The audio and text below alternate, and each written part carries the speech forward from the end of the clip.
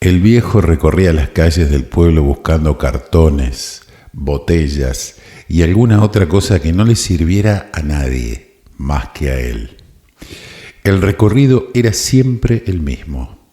Salía de su precaria casa en las calles alejadas del centro, en el barrio que todos llamaban El Cañón, y comenzaba por la estación de tren, después de las 5, cuando la ruidosa serpiente de lata venía del sur y se dirigía a la capital sin demora alguna, solo esperando llenar aunque sea un vagón en todo el trayecto a la gran ciudad.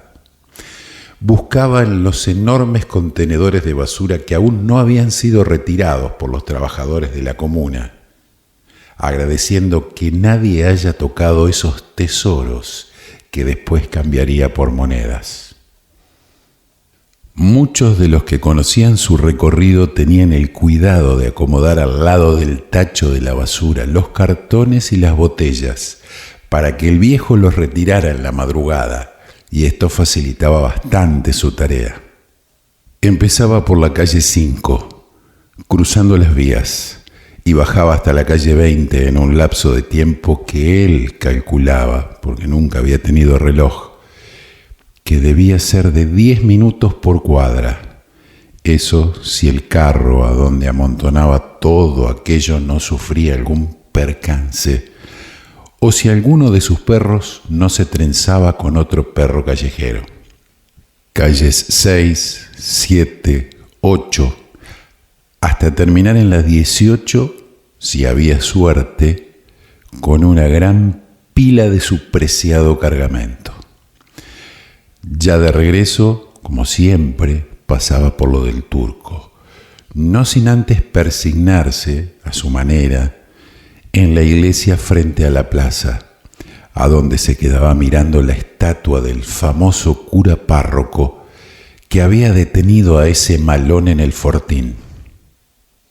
Se quedaba un rato allí y hasta parecía preguntarle cosas, conversar, como queriendo tratar de entender el porqué de su presencia destacada en el amplio atrio de la iglesia del pueblo.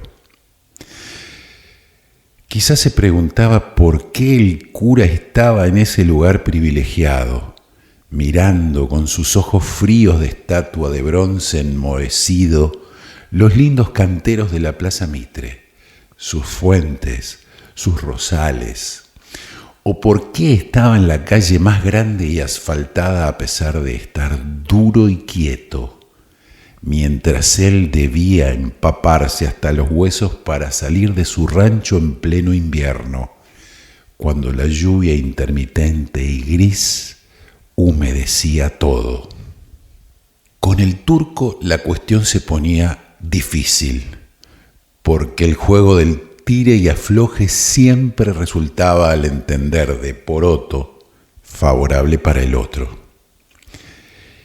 Y el Turco le daba, por su preciada carga, tan solo un puñado de monedas, que Poroto revisaba porque, más de una vez, le había pagado con algunas que ya no servían, que no eran de curso legal, había escuchado decir a alguien Poroto.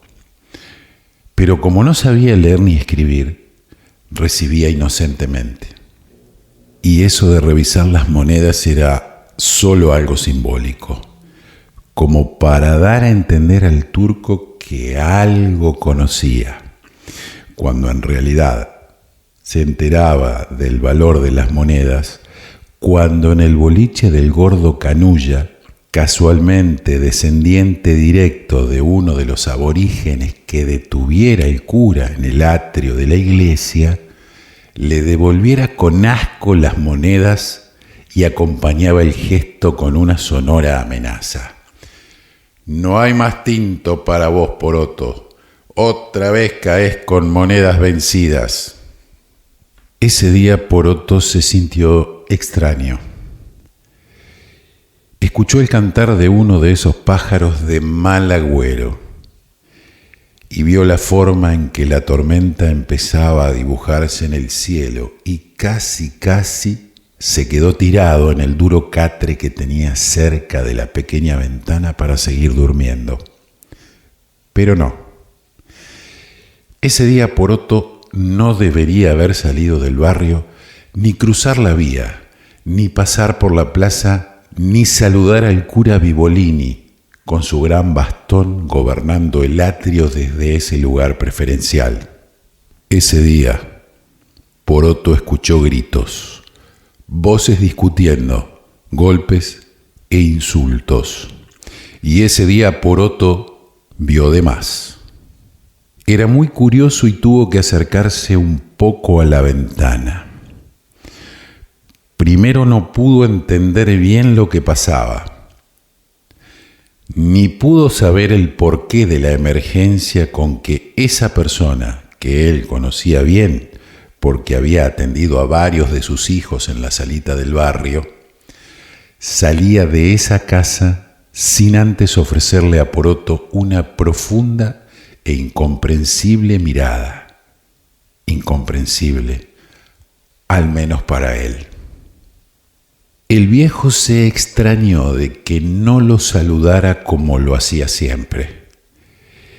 Es que iba sumergida en un raro sopor, en una nube como la que lo envuelve a él cuando el bolichero le acepta las monedas del turco y a cambio le da un vaso lleno de ginebra o ron. Más tarde, cuando siguiera con su rutinario recorrido y dejara su carga en lo del turco, ya volviendo a la precaria casita y aún un instante antes de morir, el viejo Poroto no lograría entender por qué. La mujer se le acercó sonriente. Le dijo que dejara el carro, que total ya estaba vacío. Él lo dudó. La mujer se le acercó sonriente. Le dijo que dejara el carro, que total ya estaba vacío. Él lo dudó, pero la sonrisa de ella pudo más. Poroto se subió por primera y última vez en su vida en un bonito auto 0 kilómetro y juntos se dirigieron a esas calles deshabitadas que hay camino a la sociedad rural. Aunque sin quererlo, sentía una terrible excitación y no podía evitar que unas gotitas de saliva cayeran por la comisura de sus labios. Creía estar soñando cuando ella le hablaba, siempre sonriendo, suavemente, como si su voz quisiera cantar en vez de hablar, como si pudiera hipnotizarlo con esa voz y con el verde de sus ojos. Parecía nerviosa.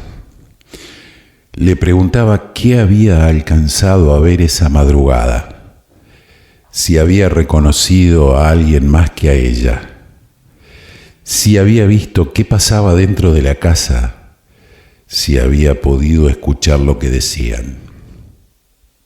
Poroto no entendía. Estaba enceguecido por el perfume de ella, por su forma de hablar, el brillo de su pelo y el virginal blanco de su uniforme, tan blanco como los dientes que asomaban debajo de su nerviosa sonrisa.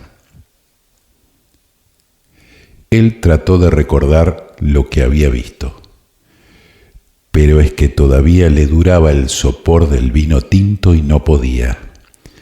Sí recordó los ruidos y los golpes, 2 mujeres y un hombre, pero nada más.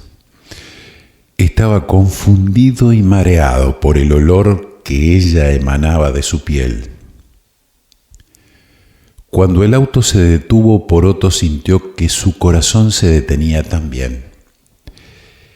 Él siempre se le había insinuado, como a todas las mujeres, pero obviamente ninguna le había hecho caso, ni siquiera Rosa, su propia mujer, a la que igual le había hecho parir 5 enclenques hijos. Cuando el otro auto se colocó al lado de ellos, Poroto no pudo reaccionar. Estaba congelado e inmóvil, como la estatua del cura del atrio de la iglesia. El otro, también uniformado con pulcro pantalón azul y chaqueta del mismo tono, se bajó del auto y se acercó. Lo saludó y le dijo con una expresión que fue confusa para él en ese momento: ¿Qué tal, Poroto? ¿Te acordás de mí? Poroto se esforzó y después de unos instantes pudo recordarlo.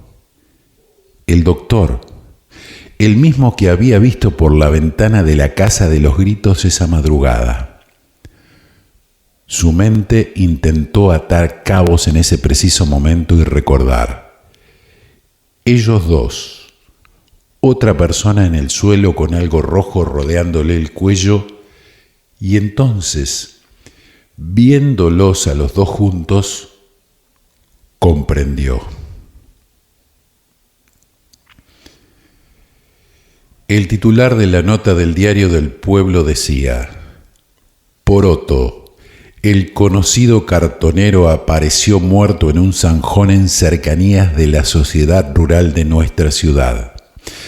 La policía local presume que debido a su alcoholismo, este conocido personaje de nuestro pueblo resbaló en el barro y recibió un golpe en la cabeza que le costó la vida. Sus restos recibirán un responso en la iglesia Nuestra Señora del Rosario y posteriormente serán enterrados en el cementerio local a las 17 horas.